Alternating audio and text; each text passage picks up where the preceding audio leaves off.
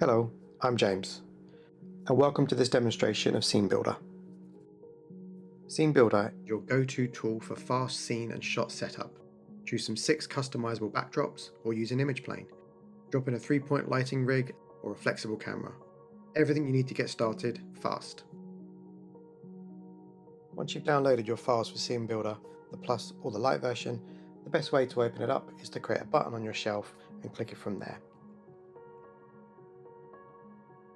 The first time you open up Scene Builder, it will create a number of materials for you, and if we open up the Hypershade, you can see them. So here we have a checker, a grid, and a new gradient. It's also created a number of textures that get used with those materials.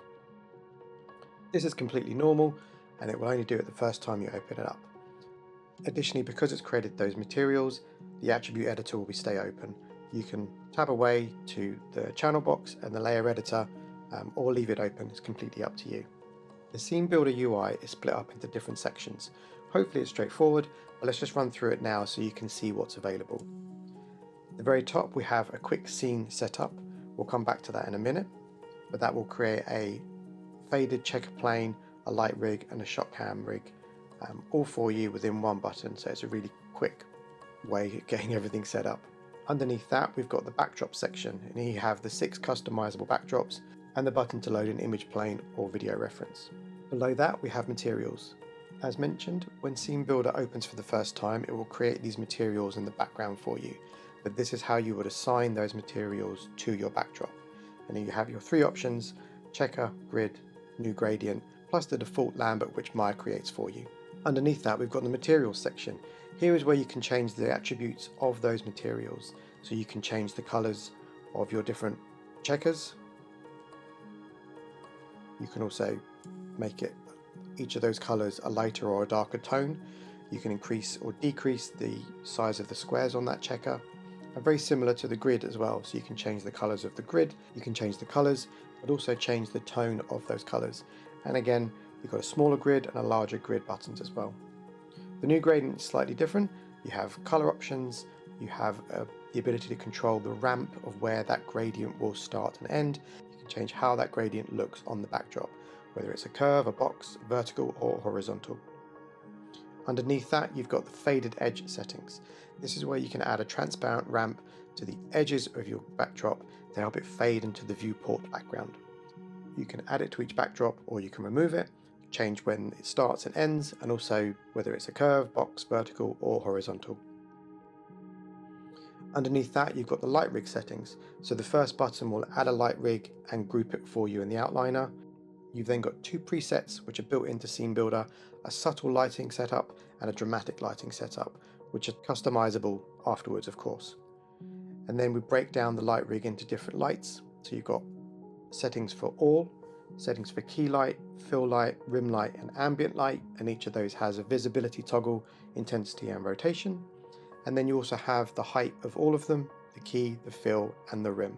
That will start to make more sense as we go through this demonstration. Then underneath that we've got a button to select the aim locator for the light rig. All the lights within the rig point to this locator, and this gives you a really quick way to position the focal point of where you want your lights to point. After that we've got the camera rig, so we've got a button to add the shot cam and the group and all of its attributes organized in the outliner. And then we've got some buttons that help you change some of the attributes that you would use most often. Things like the focal length, going from a really wide 8mm lens to a telephoto 200mm lens. Then we've got shutter angle from 45 degrees to 540 degrees. And then we've got f-stop from f1.2 to f11. And then similar to the light rig, we have a shot cam aim locator. This is within the shot cam rig setup, and the camera points to this and it gives you a quick way to change the gimbal of your camera and where it is pointing. After that we've got the depth of field control. Within the shot cam rig I've built in a really quick and easy way to control where your focal point is within the scene, and then your ability to adjust that region as well with a small slider. All of this so you don't have to go digging into the attribute editor to find what you need. And then second to last we've got the render settings. This is a quick way to change your most used settings for your scene. So currently you've got scene resolution and also the render cam. It will give you a list of all your cameras within the scene which you can choose from, and also a number of presets that I've built in of the most used sizes for your render resolution. After that, you've got options to refresh the camera list once you've added a shot cam rig, which we'll go through later, and a quick way to open up the render settings window from Maya. And then last but not least is the global scale and rotation options. This gives you quick ways to scale your backdrops, your light rig and your camera rig up and down, and also rotate them plus and minus 45 degrees. This gives you a quick way to adjust your scene so you don't have to worry about rotating and scaling all of your scene up and down depending on the size of your rig that you bring in or any other assets. And then at the very top of the UI, we've got a menu bar, we've got a sections menu, which allows you to jump quickly to a different section within the UI, saves you scrolling. Then got a tools section. Here you can reset your materials and your light and camera rig back to their defaults. So if you've made some changes but you're not sure you really like them, so you can just go back to the beginning and start again. There's also a quick way to get the icon and get some more tools that are available. And then in the help menu, we've got an about section, which gives you information about the tool, a link to myself, a link to watch the trailer, this demonstration, read the documentation, and you can also submit a bug if you found it and request a feature if you think of something that could be quite interesting for a future version. Okay, let's start using Scene Builder. We'll go through section by section and I can show you exactly how it all works. First of all, let's do the quick scene setup. So I'm just going to move Scene Builder out of the way. The great thing about this button is as soon as you press it, it's going to create a backdrop, a light rig, and a shot cam rig. So within your scene, you can see we've got a plane with a checker which has faded edges. We've got a light rig and a shot cam rig. And if we have a look through the shot cam, let's just move it up so we can see things. There we go, we're all set up.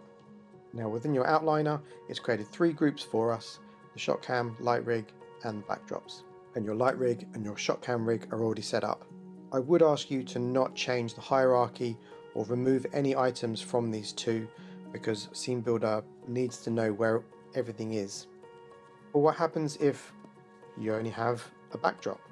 Scene Builder knows what's in the scene already and it will add what's missing. So in this case, it's added our light rig and our shot cam rig. Only the light rig, and you click on it, it will do exactly the same. It knows exactly what it needs. And if we only had shot cam rig, it's going to add the backdrop and the light rig. So it's a really quick way of setting up your scene with just one button. But let's say you wanted to do it step by step. Let's have a look at that. And first of all, let's add our backdrops. So we've had a look at the ground, don't need to do that. We can add in a vertical plane. We can add in a nice infinity curve. You would see in photographic studios. We can add in a cube. And let's just turn on backface culling so we can see through it. This is great if you have it scaled really big and you have your character in the center of it and you want to create all of the walls without having to worry about creating separate geometry. Very similar thing, we have a sphere. Instead of there being vertical walls, we can have a nice spherical environment. And then last but not least, we have a half sphere. This is the sphere just chopped in half. This is a good combination of the infinity curve and the cubes and sphere, but you can still have one side open to create kind of open environment. Next we have the image plane. This is a quick way of adding a image or video file as a reference image plane. So if I click on it, it brings up a file browsing window where I can browse my computer to find the file that I want. I know on my desktop I've got a couple of files to look at. Here I've got just a simple JPEG with some reference footage. I can also then add in a QuickTime movie instead. I can then go into my attribute editor. I can then change the settings of this as I would normally.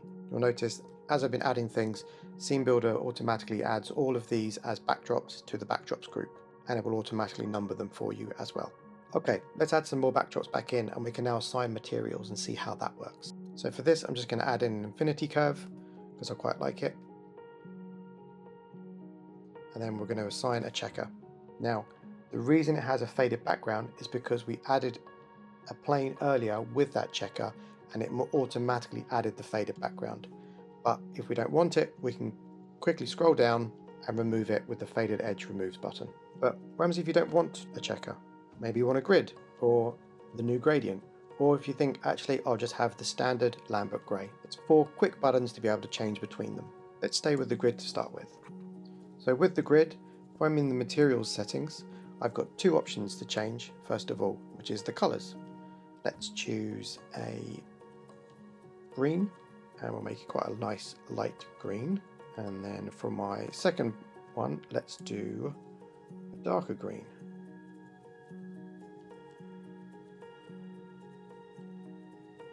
Actually, maybe I'll do it too contrasty. Let's lower the contrast a bit. Cool, but maybe not quite what I'm looking for. Let's go in and change it again.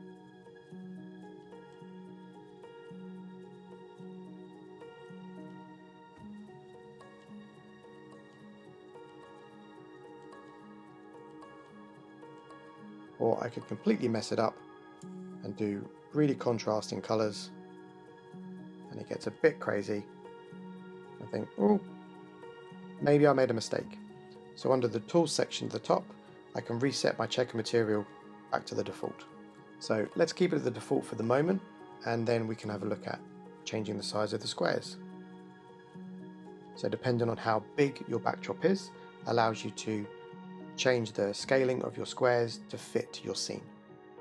And again, when you reset the material, it resets that as well.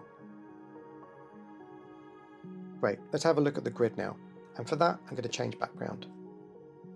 Let's do a half sphere. Grab the grid, and let's change it around. First of all, let's make the background a bit darker and the lines a bit lighter. And let's make them a bit smaller. Yeah, a bit smaller is good. There we go. And for this, we're going to fade the edge. So let's add the faded edges. And you can see as I change the option from horizontal to vertical to box to curve, it changes the way that it looks within my scene. So let's do horizontal, because it's quite easy to work out what's happening. And if I use the sliders, you can see how much or how less is being revealed or shown within the scene. Same thing for vertical. And you're probably thinking, well, that's not very vertical, that still looks horizontal. It's because the way that the UV has been set. If you want it to be vertical in the traditional sense for the half sphere, you change it to box, this gives you more of what you're looking for.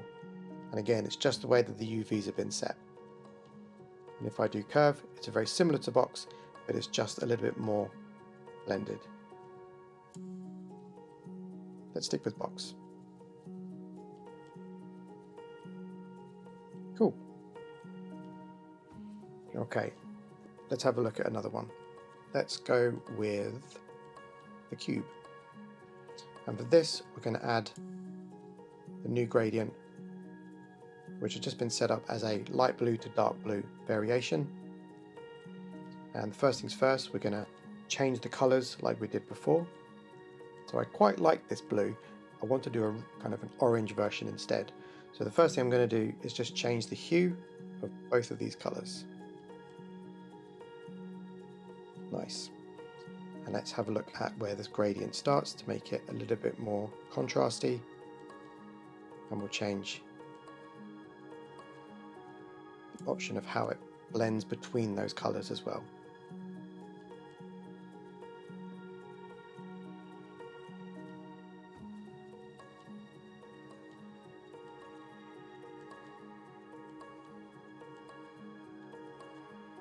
Oh, I think a curve will work better with this one. Yeah, that's looking pretty good. Let's also fade the edge. So we'll reselect it, add our faded edge, and we'll choose box. Nice. So as you can see, as you work within Scene Builder, each of the backdrops and the materials and the transparent edges are really customizable, and you can change them as you wish. You can even just remove the faded edges if you want to on that particular material, or you can just go back to the default Lambert as well. Okay, so I have a scene here with the rig, and this is just the Delta rig from Agora. But they look pretty empty in that viewport, so let's give them a backdrop. Let's do the infinity curve. It's looking pretty cool. Let's add let's do a grid this time. And let's change the grid to make it really nice and contrasty. And let's give it a slight hue tinge.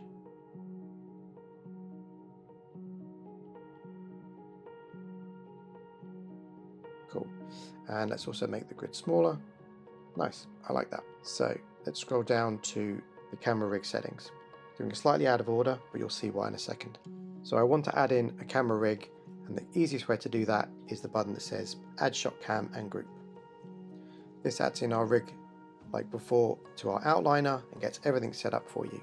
Let's just split my view so I can see the two things, and we will position the Shot Cam Group so we can see our rig. Now within the Shot Cam Group, we've got a few options. Let's just quickly change the focal length to find something that we really want to use. And this is as simple as clicking on different options and your camera will update automatically. If you're getting something a bit telephoto, it might be quite nice. But my angle is slightly off, so I'm going to use the aim locator to reposition my camera. Yeah, let's do 135. That looks good. Now let's change camera angle.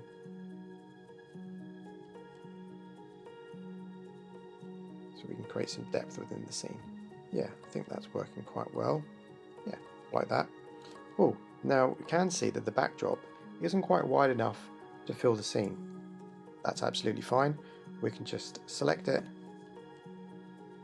and scale it. Perfect. Let's go back to our camera. Within the camera rig settings, we've got a few options. We've got our f-stop, and this is going to work with our depth of field control, which allows us to add in focus and blurred elements to our scene. So I'm going to choose, let's do f1.2 to start with, and I'm going to select the depth of field control, and you can see in my viewport that it's automatically turned on depth of field. And if I then adjust my depth of field, you can see the subject going in and out of focus. And I could focus on the backdrop as well if I wanted to. But let's focus on our subject. Now because I've chosen f1.2, it's a really shallow depth of field. But as I choose higher numbers, more and more becomes in focus. Let's do f8. And let's just zoom in slightly. And then I can use the adjust depth of field region slider to adjust within that I want. Actually, let's do a slightly shallower depth of field. Let's go f2. Yeah, that's looking quite cool. I also have an option to select the aim locator as well. And because you've got options here within the UI, you can make really quick adjustments to your scene as you work. Cool. Okay, next up, let's add some lights to really bring this scene to life. So let's jump to the light rig section, click on add light rig and group, and you'll see within the outliner it's added light rig like before. If we turn the lights on in our viewport, everything's quite subdued and subtle. By default it uses the subtle preset. For this, let's make it a bit more dramatic, and then we can start playing with our lights. First things first, I need to change where these lights are pointing. So I'm going to select the aim locator and position it on my subject. Now I want these lights to actually be above my subject, so I'm going to change the height of all of them, and you can see they're changing within the viewport. And just like mentioned before, all of the lights point at this aim locator. Okay, that's looking good, but let's turn these lights off one by one so we can adjust them separately. Do I want the ambient light? Yeah, it's giving a little bit in the background, but let's bring the intensity down just a little bit. Okay. Let's just work with the key light to start with. So this is already quite intense, so let's bring that intensity down.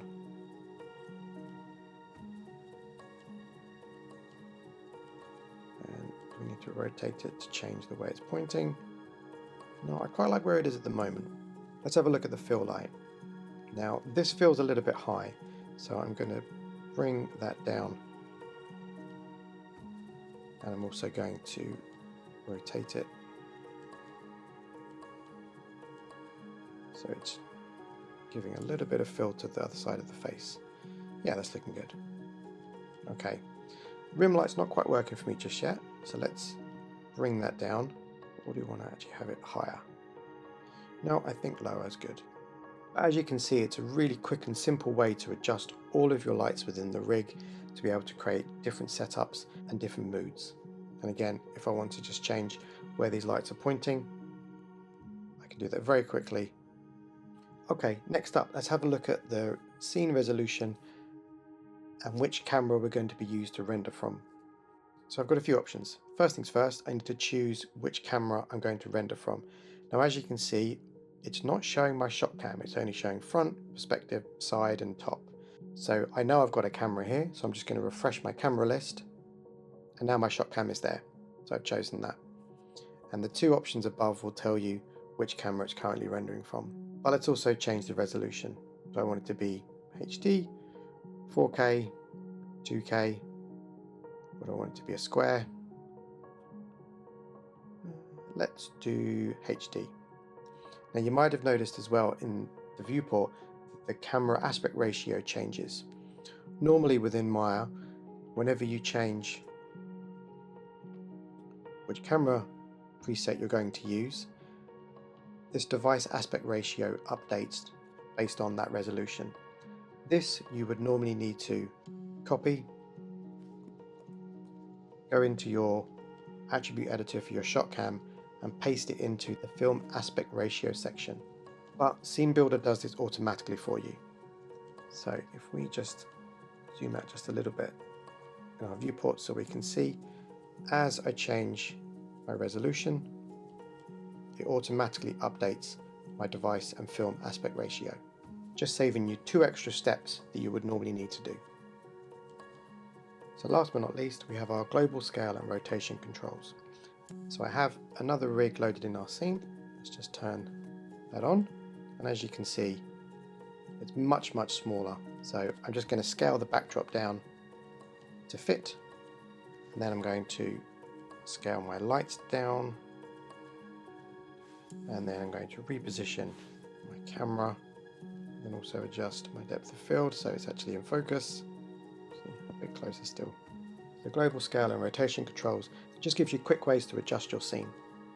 Now let's say you've done some work on your light rig and your backdrop and you think, you know what, I'm thinking they're not quite working, let's start from scratch. Within the tools menu, like we looked at before, I can reset my light rig back to the default settings, and the same thing for my camera rig. That way I can just start from scratch. And that is Scene Builder, and I hope this demonstration gave you a good indication of all the things that you can change and add and play with.